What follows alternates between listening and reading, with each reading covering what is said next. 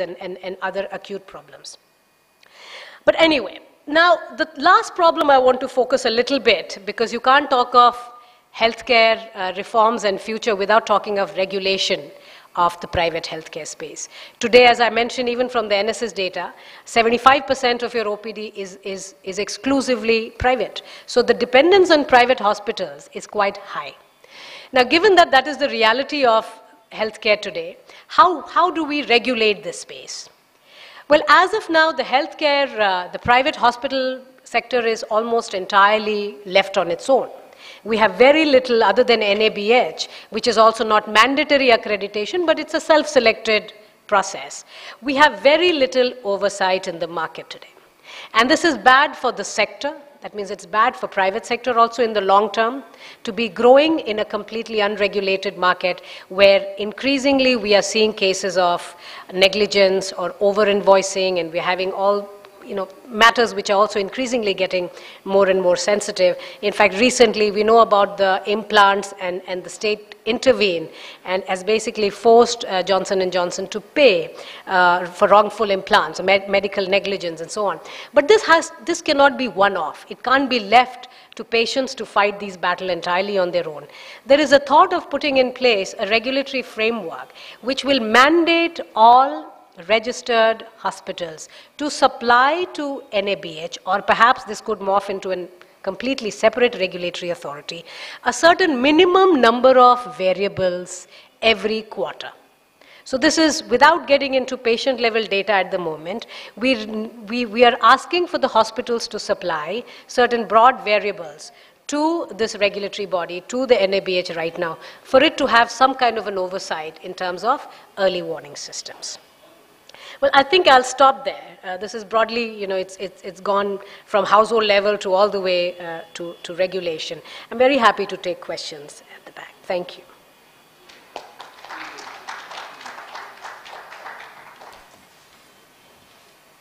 Thank you, Dr. Shamika, for a very well illustrated presentation.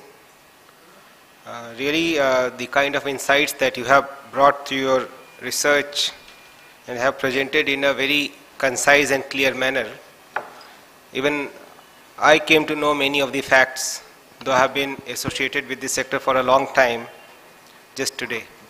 So if there are any questions I would like to take, we'll take 2-3 questions, and then I'll ask Dr. Ravi to answer them. Please. Thank you, ma'am, for a very clear and informative presentation.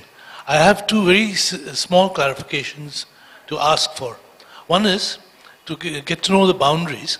The 4 general insurance companies under the General Insurance Corporation, do they count as private healthcare or public healthcare? That's the first question. Second, there are innovative treatment practices that reduce costs in case you can't cover costs with insurance. I have in mind specifically Arvind Eye Care and Narayan Hrudalaya. Would you care to comment something about cost savings as they have done?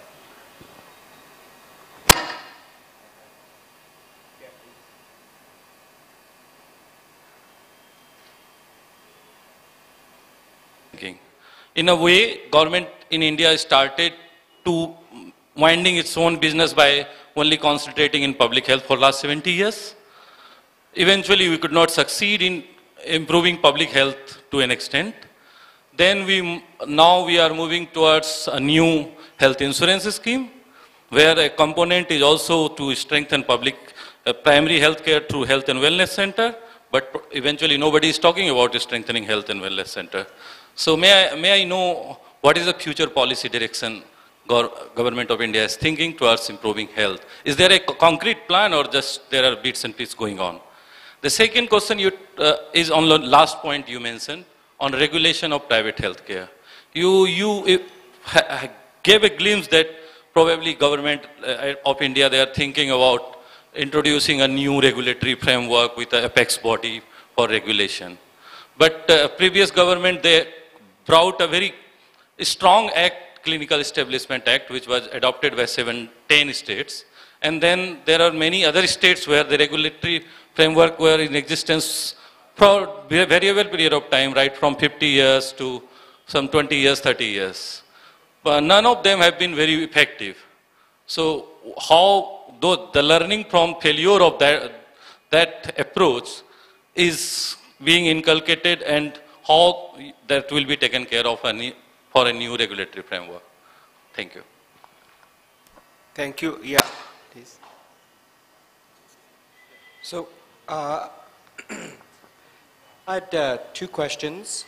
So, Shamika, I share your healthy skepticism of health insurance, but I just to be sure, I wanted to ask, when we find, and there's lots of studies that find some effects, a lot of studies, including mine, that find no effects of health insurance, one of the questions that arises is whether or not when we find zero effects or nil effects, whether that's because, in fact, insurance is not having an effect, or whether or not insurance is just being implemented poorly. Obviously, those will lead to two different diagnoses or recommendations for Ayushman Bharat, so I'd love to get your thoughts on that. The second question, and this relates to your findings on out-of-pocket and catastrophic care. Having done these surveys myself, one of the things I've realized is that that data quality is a big issue. Which is to say, it's not obvious how you measure out-of-pocket in households, and whether households understand when you're asking about out-of-pocket. Different questions elicit different types of answers, often inconsistent. I want to get your thoughts on what we ought to do in terms of policy when we are not 100% sure whether or not the surveys are capturing the variables that we want to. Thank you. I think we'll take one more question and then I'll ask you to answer them, please. Yeah, please. Thank you, Shamika, for this wonderful presentation. You just enlightened our views on morbidity and sickness and mortality. Sorry, mortality. Just I wanted to know one fact. Although I am a layman in this sector, like Dr. Vikas, I am not so much expert in this field, but I just wanted to know, you touched upon NABH regulations. So is there any policy under that which will touch upon the rates, medical rates provided by these private practitioners and private service hospitals?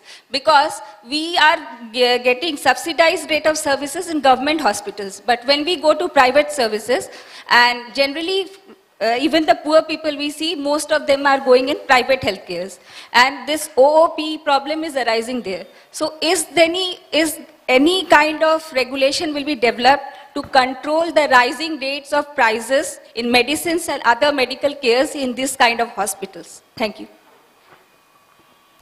Thank you. Now I'll request Dr. Ravi to answer the questions. Yeah. So those are really broad set of, and I've made note, I hope I don't miss any of them. Thank you. These are all extremely insightful and very precise questions. In fact, let me start from the back. In terms of setting prices, well, India does, we are proud of the fact that India is a pharmacy to the world in terms of generic drugs. And that is a trade advantage which we want to maintain strategically, even in the long term. But that has happened because of certain set of policies or lack of certain policies over a long sustained period.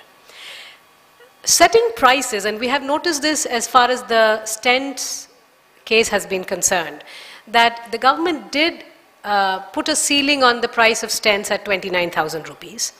And over the last year and a half, we have increasingly received evidence that that reduction of the price is not getting translated into the bills of individual patients. And why that is the case? Well, first of all, I think it's a very bad policy to put price ceilings. I'm going to put that unequivocally because, and while it is a very easy, it's like a hammer in the hand of bureaucrats, it's everything looks like a nail then, and this is one of those cases. You see, the entire, if you look at the production function of a hospitalization, stent is one input in that entire process. For you to expect the overall bill to decline because of reduction in price of one input, it's not very clear how that will happen. That's number one. It's important to understand that the consulting fee, the time, the price of the OT, I mean, there are multiple other things that go into the operational, the costs of an establishment of a hospital. We need to understand, first of all, what should the expectation be, very reasonably. That's number one. Number two, it's a very difficult policy to implement anyway.